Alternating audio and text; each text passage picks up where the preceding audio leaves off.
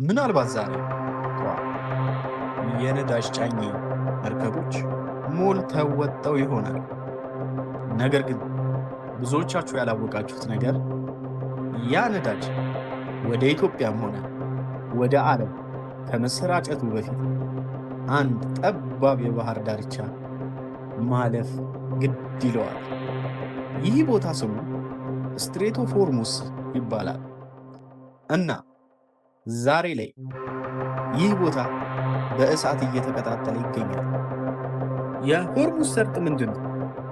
ይህ ወደብ በኦማንና በኢራን መካከል ያለ 33 ኪሎ ሜትር የሚሸፍን ጠባብ የባህር መተላለፊያ ነው። ዓለም ላይ ጥቅም ላይ ከሚውለው ነዳጅ 20%ቱ በዚህ ቦታ ነው የሚተላለፈው። ሳውዲ አረቢያ፣ ኢራቅ፣ ኩዌት፣ ኢራን እና ዩኤኢ እነዚህ ሁሉ የነዳጅ አምራች ሀገሮች ነዳጃቸውን በዚህ ቦታ ነው የሚያሳልፉት። ታሪካዊ ዳሰሳውን ስናይ ኢራን ቀደም ሲልም ይህን ቦታ ለዛቻና ለማስፈራሪያ ትጠቀምበታለች። በ1980፣ በ2012፣ በ2019። ነገር ግን በ2026 ሁኔታው ፍጹም የተለየ ነው።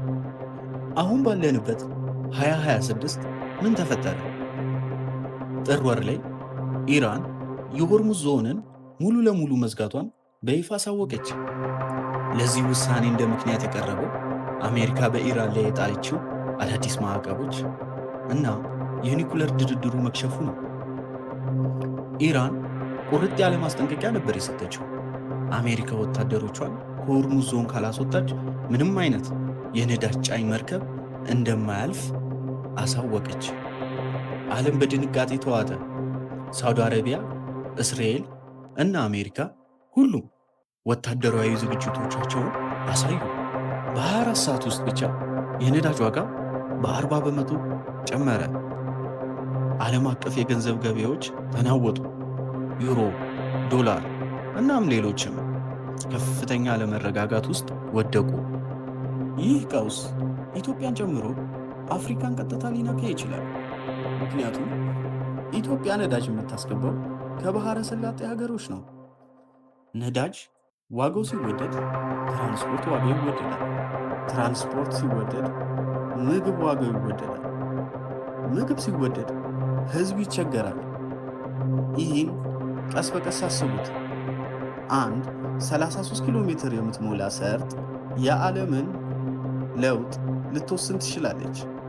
ቻይና፣ ጃፓን፣ ህንድ እነዚህ ትልልቅ ሀገሮች ነዳጅ ከፋርስ ባህረ ሰላጤ ስለሚወስዱ ቀውሱ ካሁኑ ዓለምን ሙሉ የሚጎዳ ኢኮኖሚያዊ ማዕበል ሊፈጥር ይችላል።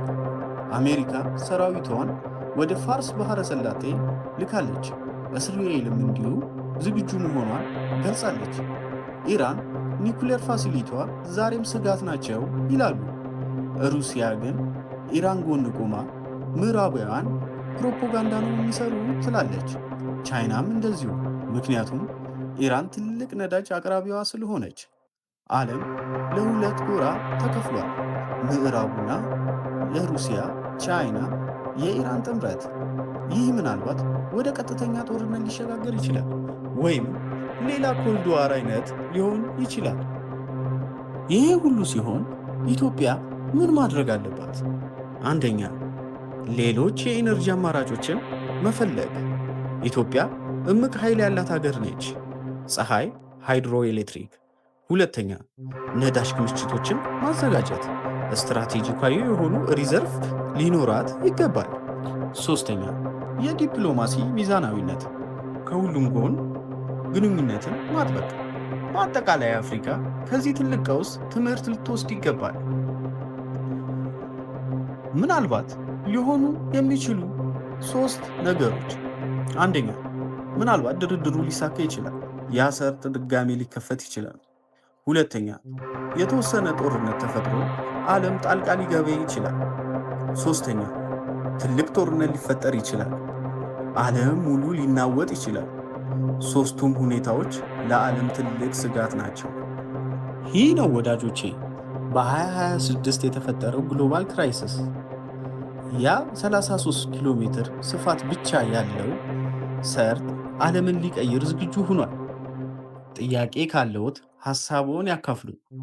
ሰብስክራይብ ካላደረጉ አሁኑኑ ሰብስክራይብ ያድርጉ። ግሎባል ብሪፊንግ 360 እኔ አብርሃም ነኝ። እስከ ቀጣይ ድረስ ሰላም።